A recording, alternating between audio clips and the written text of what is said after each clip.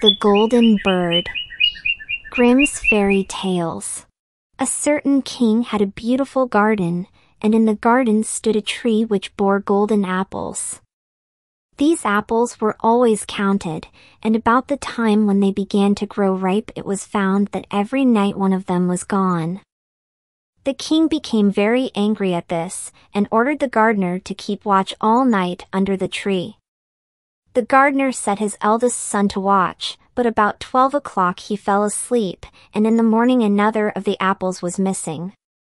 Then the second son was ordered to watch, and at midnight he too fell asleep, and in the morning another apple was gone. Then the third son offered to keep watch, but the gardener at first would not let him, for fear some harm should come to him. However, at last he consented, and the young man laid himself under the tree to watch. As the clock struck 12, he heard a rustling noise in the air, and a bird came flying that was of pure gold, and as it was snapping at one of the apples with its beak, the gardener's son jumped up and shot an arrow at it.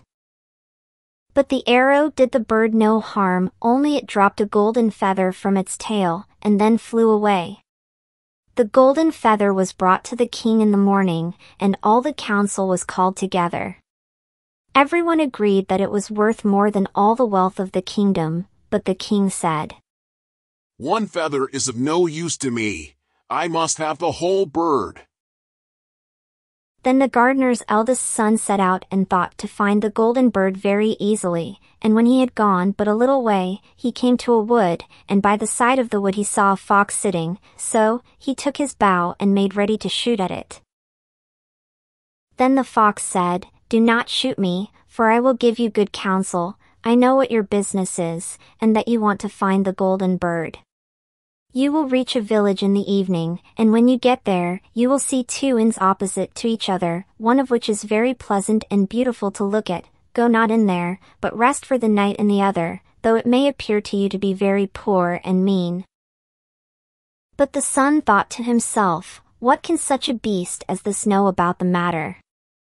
So, he shot his arrow at the fox, but he missed it, and it set up its tail above its back and ran into the wood.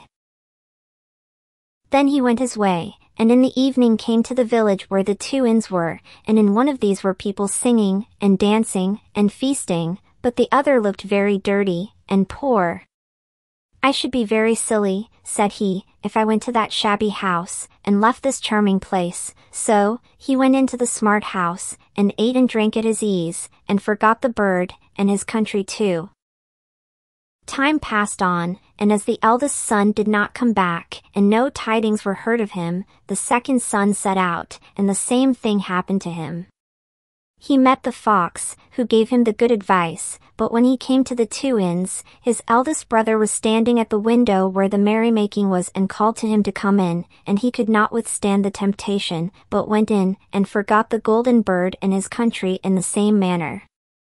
Time passed on again, and the youngest son too wished to set out into the wide world to seek for the golden bird, but his father would not listen to it for a long while, for he was very fond of his son, and was afraid that some ill luck might happen to him also and prevent his coming back. However, at last it was agreed he should go, for he would not rest at home, and as he came to the wood, he met the fox, and heard the same good counsel. But he was thankful to the fox and did not attempt his life as his brothers had done, so, the fox said, "Sit upon my tail, and you will travel faster." So, he sat down, and the fox began to run, and away they went over stock and stone so quick that their hair whistled in the wind. When they came to the village, the son followed the fox's counsel, and without looking about him went to the shabby inn and rested there all night at his ease.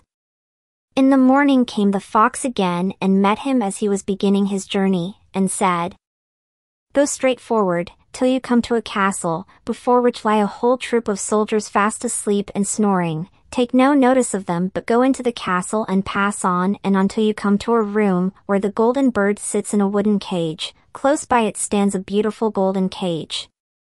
But do not try to take the bird out of the shabby cage and put it into the handsome one, otherwise you will repent it. Then the fox stretched out his tail again, and the young man sat himself down, and away they went over stock and stone till their hair whistled in the wind. Before the castle gate all was as the fox had said, so the son went in and found the chamber where the golden bird hung in a wooden cage, and below stood the golden cage, and the 3 golden apples that had been lost were lying close by it. Then thought he to himself, it will be a very droll thing to bring away such a fine bird in this shabby cage. So he opened the door and took hold of it and put it into the golden cage. But the bird set up such a loud scream that all the soldiers awoke, and they took him prisoner and carried him before the king.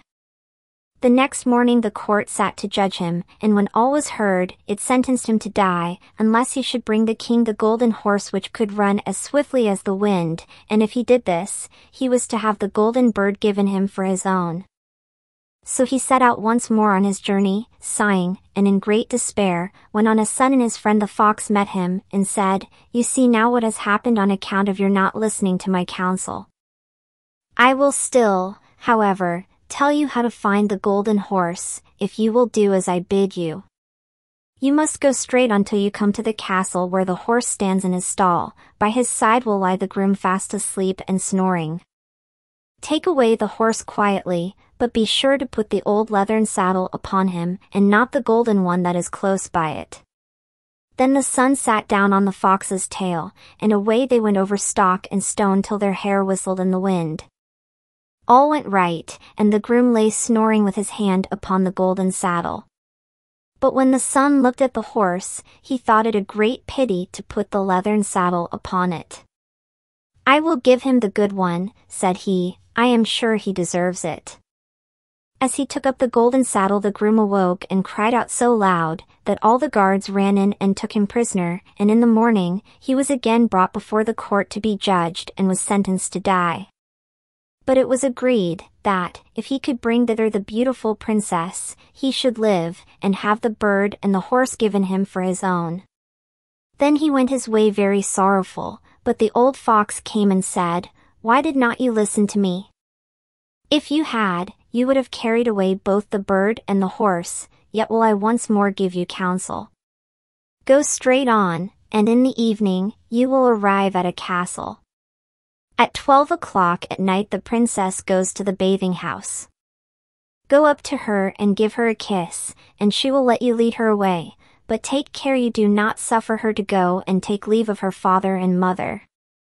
Then the fox stretched out his tail, and so away they went over stock and stone till their hair whistled again. As they came to the castle, all was as the fox had said, and at 12 o'clock the young man met the princess going to the bath and gave her the kiss, and she agreed to run away with him, but begged with many tears that he would let her take leave of her father. At first he refused, but she wept still more and more, and fell at his feet, till at last he consented, but the moment she came to her father's house the guards awoke and he was taken prisoner again. Then he was brought before the king, and the king said, "You shall never have my daughter unless in 8 days you dig away the hill that stops the view from my window." Now this hill was so big that the whole world could not take it away, and when he had worked for 7 days, and had done very little, the fox came and spoke. "Lie down and go to sleep, I will work for you." And in the morning, he awoke, and the hill was gone, so he went merrily to the king, and told him that now that it was removed, he must give him the princess. Then the king was obliged to keep his word, and away went the young man and the princess, and the fox came and said to him, "We will have all 3, the princess, the horse, and the bird." "Ah," said the young man, "that would be a great thing, but how can you contrive it?" "If you will only listen," said the fox, "it can be done. When you come to the king, and he asks for the beautiful princess, you must say, 'Here she is.' Then he will be very joyful, and you will mount the golden horse that they are to give you and put out your hand to take leave of them, but shake hands with the princess last. Then lift her quickly onto the horse behind you, clap your spurs to his side, and gallop away as fast as you can." All went right. Then the fox said, "When you come to the castle where the bird is, I will stay with the princess at the door, and you will ride in and speak to the king." And when he sees that it is the right horse, he will bring out the bird, but you must sit still, and say that you want to look at it, to see whether it is the true golden bird, and when you get it into your hand, ride away." This, too, happened as the fox said. They carried off the bird, the princess mounted again, and they rode on to a great wood. Then the fox came, and said, "Pray kill me, and cut off my head and my feet." But the young man refused to do it. So, the fox said, "I will at any rate give you good counsel. Beware of two things: ransom no one from the gallows, and sit down by the side of no river." Then away he went. Well, thought the young man, it is no hard matter to keep that advice. He rode on with the princess, till at last he came to the village where he had left his two brothers. And there he heard a great noise and uproar, and when he asked what the matter was, the people said, "Two men are going to be hanged." As he came nearer, he saw that the two men were his brothers, who had turned robbers, so, he said, "Cannot they in any way be saved?"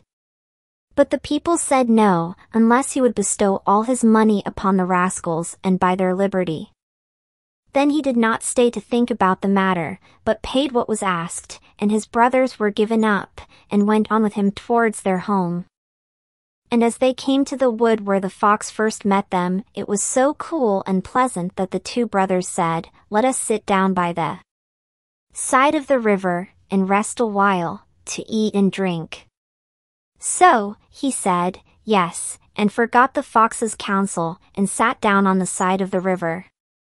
And while he suspected nothing, they came behind, and threw him down the bank, and took the princess, the horse, and the bird, and went home to the king their master, and said, "All this have we won by our labor."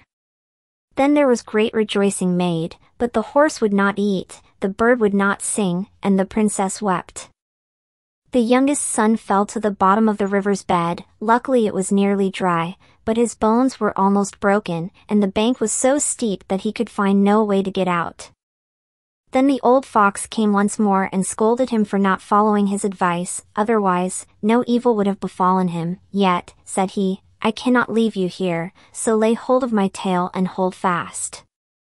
Then he pulled him out of the river, and said to him, as he got upon the bank, "Your brothers have set watch to kill you, if they find you in the kingdom." So, he dressed himself as a poor man, and came secretly to the king's court, and was scarcely within the doors when the horse began to eat, and the bird to sing, and the princess left off weeping. Then he went to the king and told him all his brothers' roguery, and they were seized and punished, and he had the princess given to him again, and after the king's death he was heir to his kingdom. A long while after, he went to walk one day in the wood, and the old fox met him, and besought him with tears in his eyes to kill him and cut off his head and feet. And at last, he did so, and in a moment the fox was changed into a man and turned out to be the brother of the princess, who had been lost a great many years. The end. Thanks for watching. See you next time.